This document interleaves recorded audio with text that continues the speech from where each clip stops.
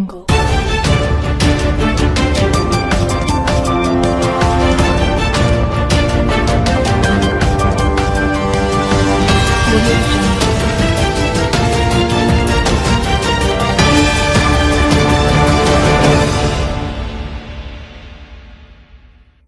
Is democracy really dying? In the middle of the 1970s, Zbigniew Brzezinski approached his friend, Harvard political scientist Samuel Huntington, with the question, is democracy in crisis? It was a subject of much concern at the Trilateral Commission, a kind of Rotary Club for members of the international power elite that Brzezinski had co-founded in 1973 with David Rockefeller, head of Chase Manhattan and grandson of the famous robber baron. With the Trilateral Commission's backing, Huntington and two co-authors produced a survey of democracy's health in the United States, Europe, and Asia. They found that faith in government had nosedived, political parties were fracturing, and efforts to pacify voters through more public spending had sent both inflation rates and deficits soaring. Too many people. Huntington's list included blacks, Indians, Chicanos, white ethnic groups, students, and women were demanding too much from politics, rendering the entire system ungovernable. How needlessly gloomy all of this soon sounded. In 1992, Huntington's former student Francis Fukuyama explained that the end of history had brought humanity to a promised land of liberal democracy, which offered an unbeatable combination of economic prosperity and political recognition.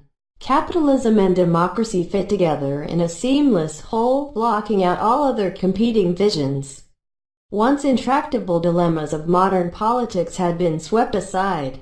The collapse of the Soviet Union had proved the bankruptcy of communism, and the taming of inflation had shown that democracies could manage their internal economic affairs. Even Huntington joined in the optimistic mood, writing a much-discussed work on a third wave of democratization that, beginning in the 1970s, had taken more than 60 countries from authoritarianism to democracy. The crisis was over, seemingly for good. Today, of course, despair is back in style. The percentage of people who say that living in a democracy is essential has declined, and polls show rising support for non-democratic forms of government, from technocracy to military rule. An international populist revolt has turned the previously unthinkable, from Britain exiting the European Union to Donald Trump entering the White House, into the new normal. This is a crisis that, provoked by the right, has so far been theorized by the center-left in gloomily titled books ranging from Madeleine Albright's Fascism, a warning, to Stephen Levitsky and Daniel Ziblatt's How Democracies Die, both New York Times bestsellers. Now 2 more books have arrived with cases that hover between cautious optimism and measured despair. Cambridge political theorist David Runciman's How Democracy Ends, and conservative pundit Jonah Goldberg's Suicide of the West.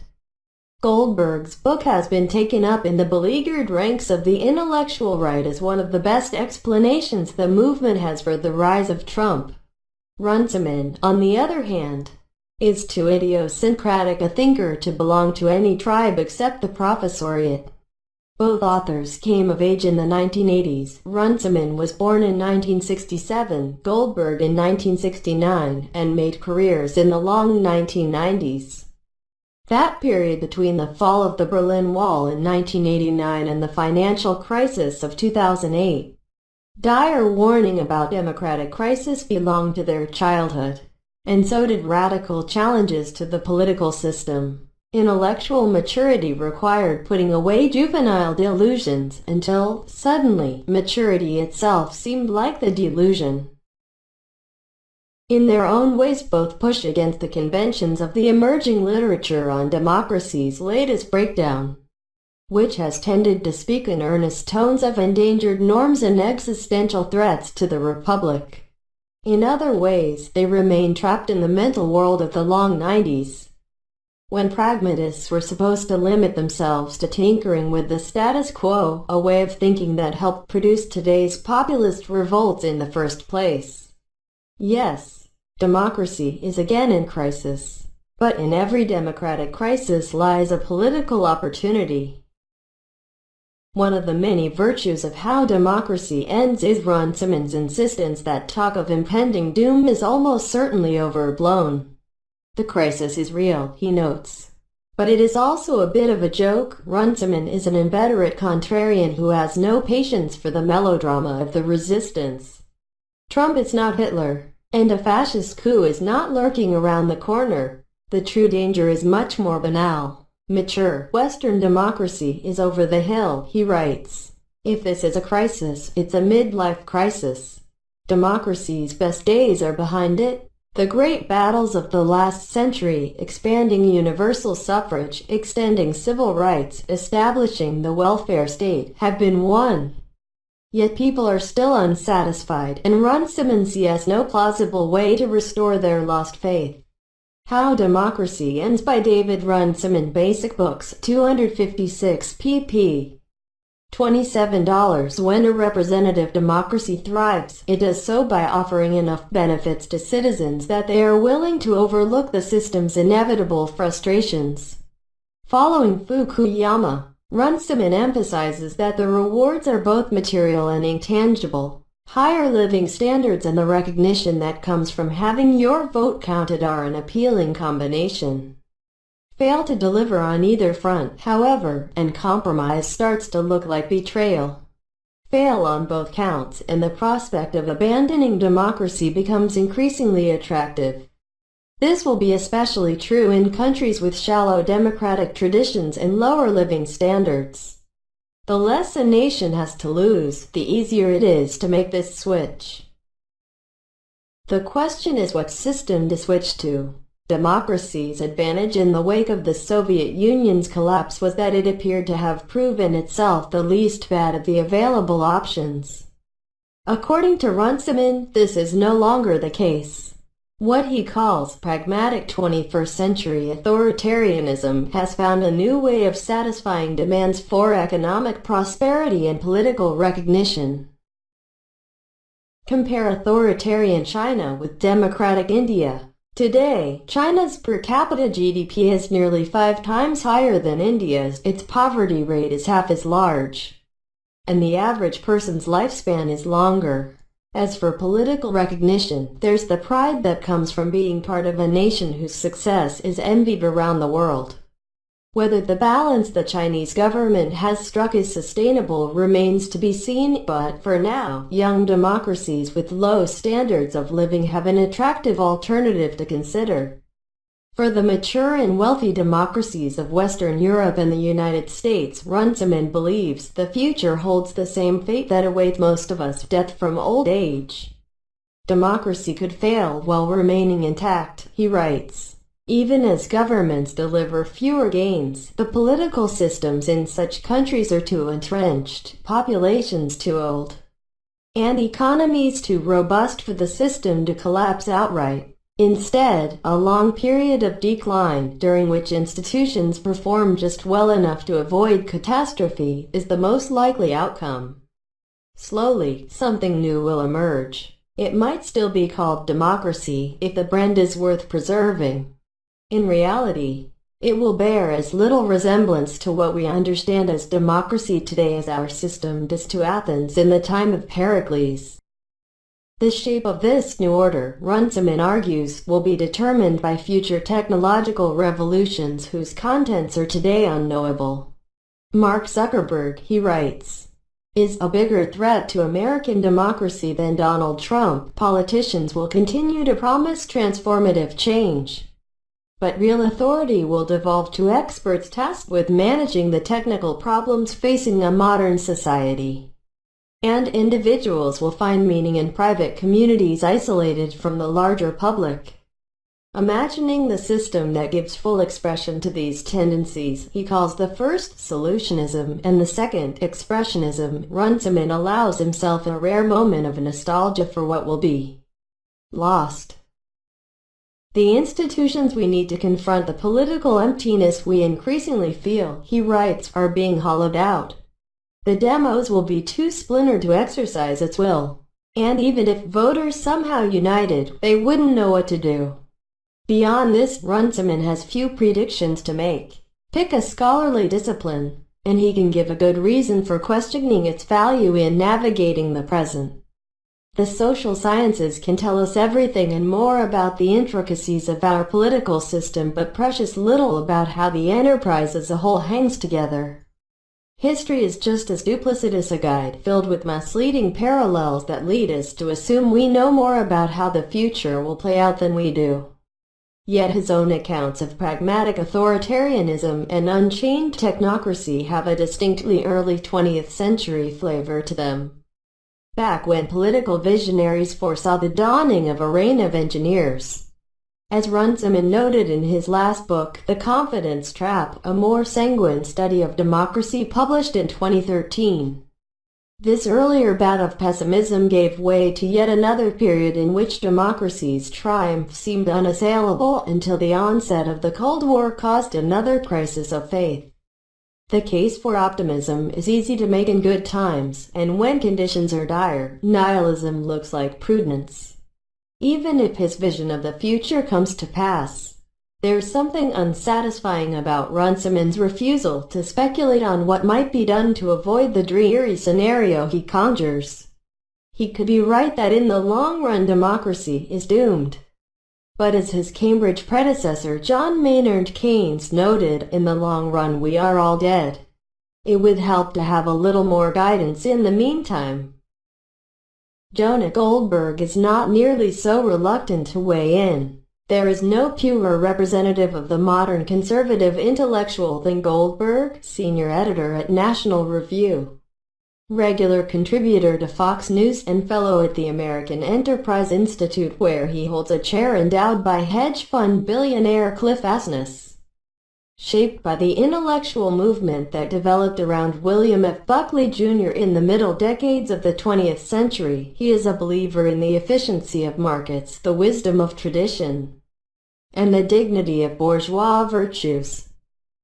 Around National Review, this synthesis of moral conservatism and economic libertarianism was known as fusionism, and today Goldberg is its most forceful defender. From justifying the war in Iraq to championing the Tea Party, he has been a reliable voice from the right, usually with a nod to the conservative canon and a decades-old pop culture reference that allows him to gin up a few hundred words on the radicalism of Dead Poets Society or the insights of Groundhog Day. Goldberg made his most significant contribution to the movement in 2008 with the publication of his first book, Liberal Fascism, which claimed that contemporary liberalism was, if not fascist, then at least fascism's well-intentioned niece. I have not written a book about how all liberals are Nazis, he wrote, in a work whose cover featured a smiley face with a Hitler mustache.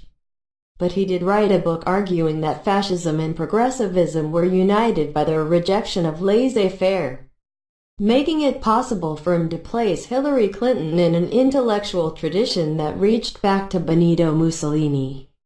This thesis outraged liberals and historians, categories with significant overlap, but the book was a more interesting failure than its critics admitted.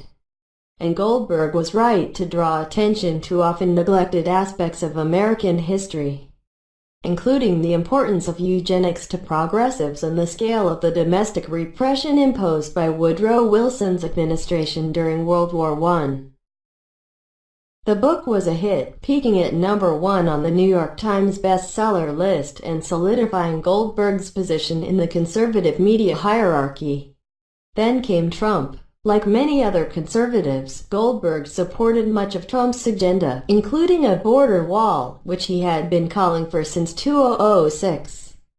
But he saw Trump himself as a walking insult to the American right. Conservatives have spent more than 60 years arguing that ideas and character matter, he wrote in the fall of 2015. That is the conservative movement I joined and dedicated my professional life to, and it had no place for figures like Trump. In 2016, he learned that most conservatives had signed up for a different movement.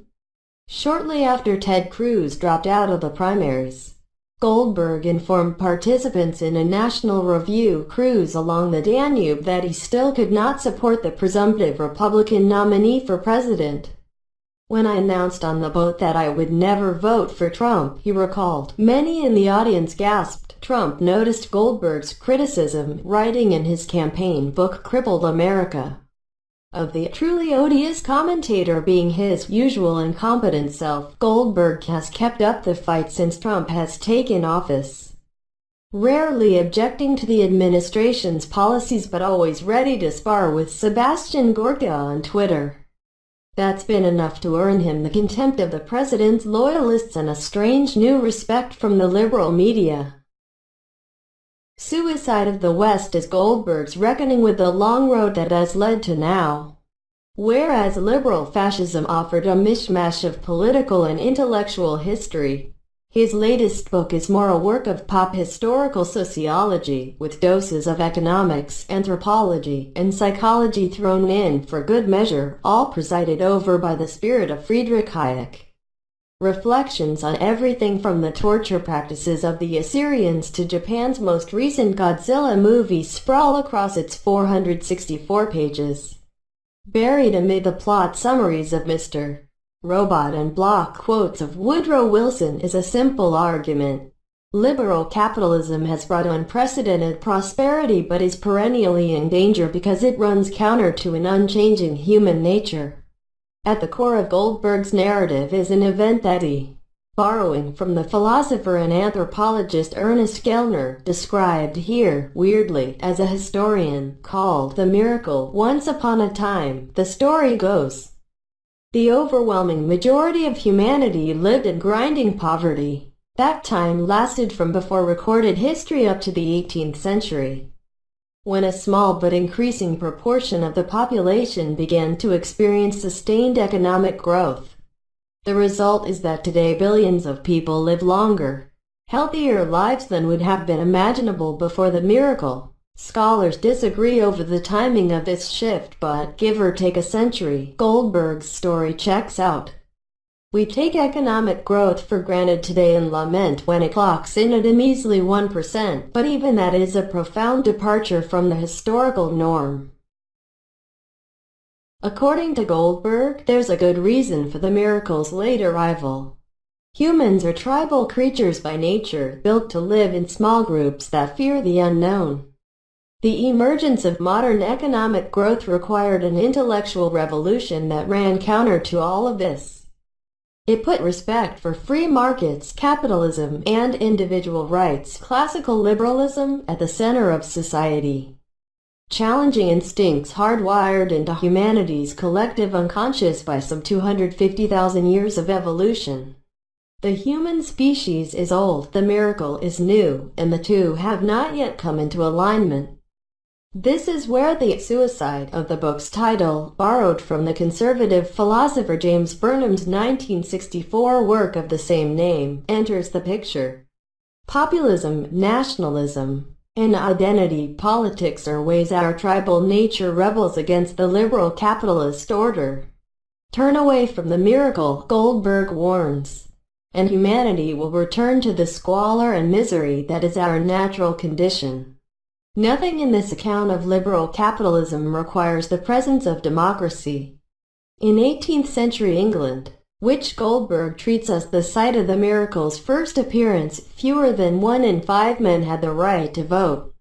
Not until 1918 did all adult British men win suffrage, and not until 1928 did women join them. Liberal capitalism might be desirable, but it is not necessarily democratic. Historically, the two were more likely to be seen as antagonists than allies.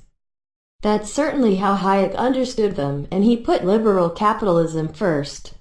So, in the past, has Goldberg. I'm in the camp, he wrote for National Review in 2006, which holds that liberalism is more important than democracy. I mean liberalism in the classical or philosophical sense, rule of law, individual liberty, free markets, free expression, etc., etc. Lost on many people is the fact that these things don't necessarily come with democracy. Indeed, democracy can often take these things away.